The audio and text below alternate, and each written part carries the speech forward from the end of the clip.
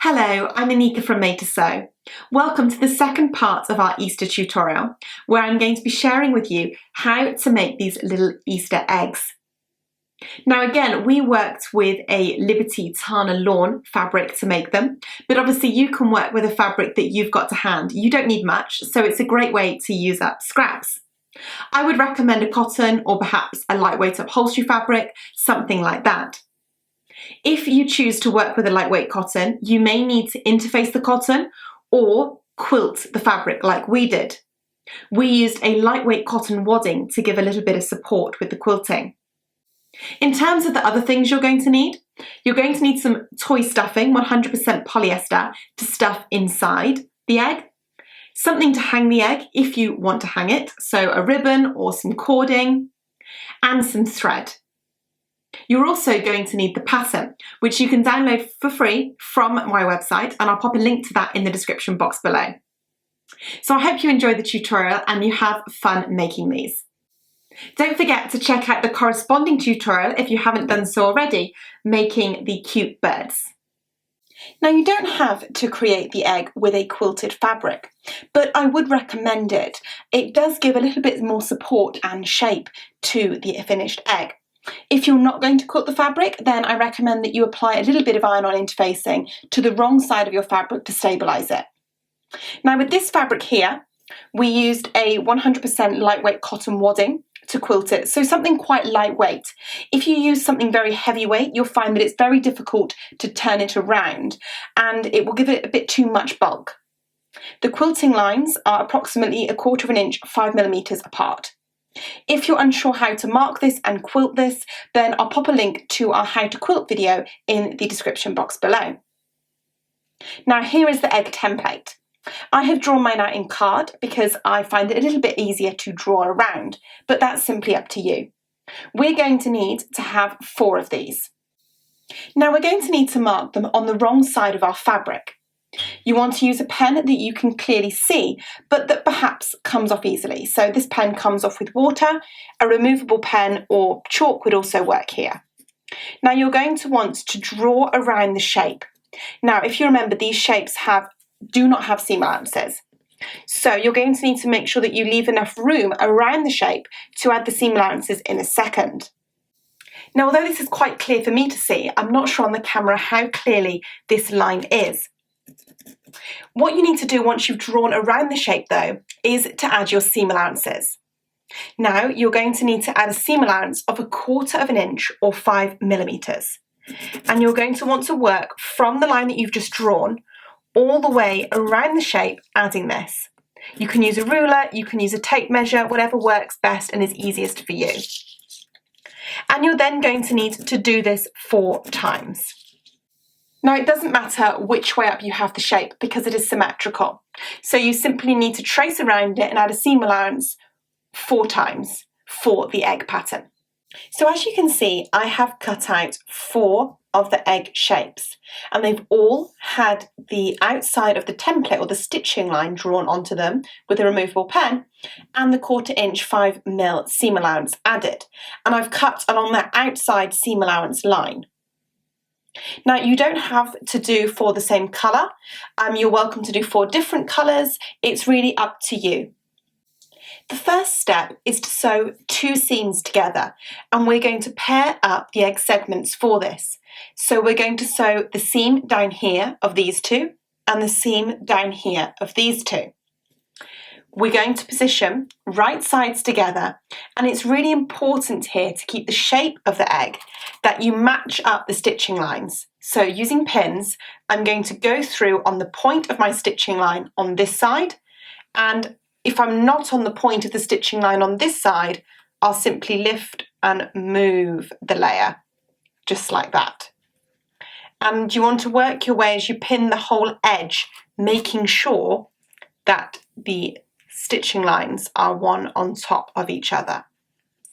And I'll check the point at the other end as well. As you can see, I've pinned the 2 layers together and we're going to be stitching down this side and this side here on the sewing machine. we're going to be stitching on the line that we have drawn, making sure that we start at the top of the line, no further, so we don't start stitching in the seam allowance. We begin at the point of the stitching line, all the way down, finishing at the point of the stitching line. The same on the other one here. Join me at the sewing machine and I'll share with you how we do this. Now you're going to want to make sure that you begin with the needle in at the top point that you've drawn as the stitching line. So we're not stitching on the seam allowance over this edge here. We're going to back stitch there, a couple of stitches forwards, couple of stitches backwards, and we're going to continue taking the pins out as you go, making sure that you stitch directly on the drawn line for accuracy here. And obviously if your pinning was correct, you should be going through onto the drawn line on the opposite side. Now you can do this with a smaller stitch length, 1.5 millimeters, to make it nice and secure for when we trim down the seams. When you get to the end here, we're going to stop on the point again and then backstitch. So I've gone ahead and I have sewn both of my segments, so you should now have two with two pieces joined together. Now if you find this difficult, you're more than welcome to tack or baste the two layers together and then sew it and then remove your basting or tacking thread. It's entirely up to you. Now I would recommend that we trim the seam allowances down at this point. It is easier than waiting until later on. Taking a small pair of scissors, you're going to want to trim the seam allowance to approximately 1/8 or 3 millimeters away from the stitching line. The next step is to join the two pieces together and to also attach a piece of ribbon or something for being able to hang the egg with. Now I've just got a piece of ribbon here and this is 6 inches long, 15 centimeters. And you want to fold that in half with the right side on the outside. Now you're going to want to position the ribbon on the top edge of your egg. Now if you have a directional print, you're going to need to think about which is the top edge of the egg. My print isn't directional, so it means I could put it at either end. So the two raw or cut edges of your ribbon need to be positioned on top of the seam that you've just sewn. It doesn't matter which of these that you attach this to. And you want the edges of the ribbon to be in line with the raw edge of the fabric. And we can pop a pin in there. Now if you think you'll find it easier, you're welcome to baste or tack this in place. The next step is to get the other two pieces or segments of the egg. And we're actually going to put this inside because we're having to put the right sides together. And the difficulty here is that we now need to work our way around using our pins to match all of our stitching lines. So the point at this end needs to match the point at this end. And on this side, I've obviously already sewn these seams. And you're just going to work your way around, pinning the stitching lines together and making sure that they are correct. Now I've done this one side here. Once you get to the top edge, I'd recommend that you whip that pin out if you haven't basted your ribbon in place. And you want to hold the ribbon between the two layers now. But again, you still need to make sure that you're matching up the top point of your stitching line. Now to be able to turn this around once you've sewn it, you're going to need to leave a gap somewhere. So on one of the seams, you're going to need to decide to leave a gap that measures approximately 1 inch, 2.5 centimeters. You can mark that with pins like this if you want to, or you can perhaps just put a mark with a pen that comes off. Just something so that you know where you're going to stop and start. Now we're going to go to the sewing machine, and our job now is going to be to stitch one side. So we're going to start stitching at that point, so we're not going to catch the seam allowances that we have previously sewn, and we're going to stitch all the way down to the other point. Then on the other side we're going to do the same, but leave the gap in the middle for the turning around. So we're going to start by sewing the row that doesn't have the gap in it. We're starting at the top edge, right on that point, and we're stitching forwards and backwards. We're then going to keep sewing down the line that's been drawn. Again, I've got a 1.5mm stitch length so that when we trim this down, it's a little bit more secure. And again, if you prefer, you're welcome to baste or tack this first. Now, when we get to the end, we're aiming for that point again. We're not going to catch the seam allowances on either side of the previously sewn seams. And you can see here that I'm gradually moving this pin back. I'm not taking it out because I want it to hold what I need in position. So I'm just gradually pulling it back so that I'm not going to catch it when I'm sewing. And I'll take it out right at the last minute. And then back stitch here again.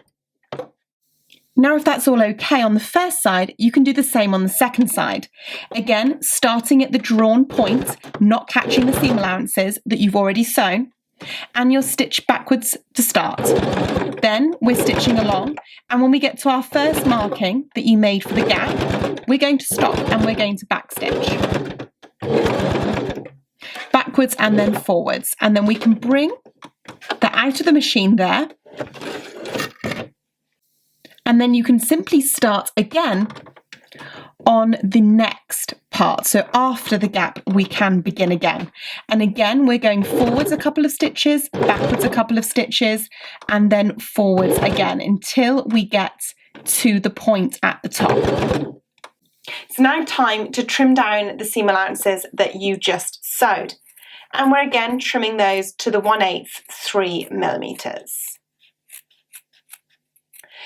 I would recommend that you don't trim off the ribbon at the top, simply trim the fabric and not the ribbon, because it will make the ribbon a little bit weak and mean that it can pop through the seam. And the edge that you have left the opening, you're welcome to leave that as it is for the time being. And by that I mean you don't need to trim down the opening quite as much. So I would leave a larger edge, which will make it easier when you're hand sewing this closed at the finish. Once you've completed the trimming, you can start to work to pull the egg through the little hole so that the fabric is right side facing out. This can be a little bit tricky and may take a little bit of time, so just be patient.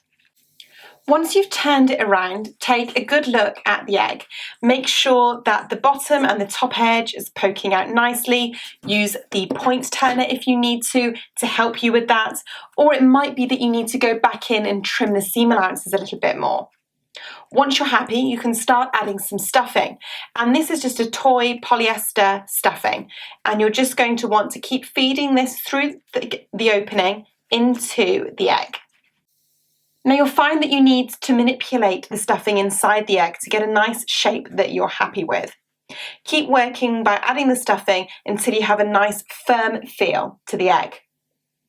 Once you're happy with that and the shape that you've created, it's time to sew up the hole. We're going to be using a ladder stitch for this. I'm going to show you how to do this, but I'll also put a link to a more detailed tutorial using a plain of fabric in the description box below. Now the ladder stitch is designed to be invisible. I'm working here with a red thread so that it can try and be as clear for you as possible.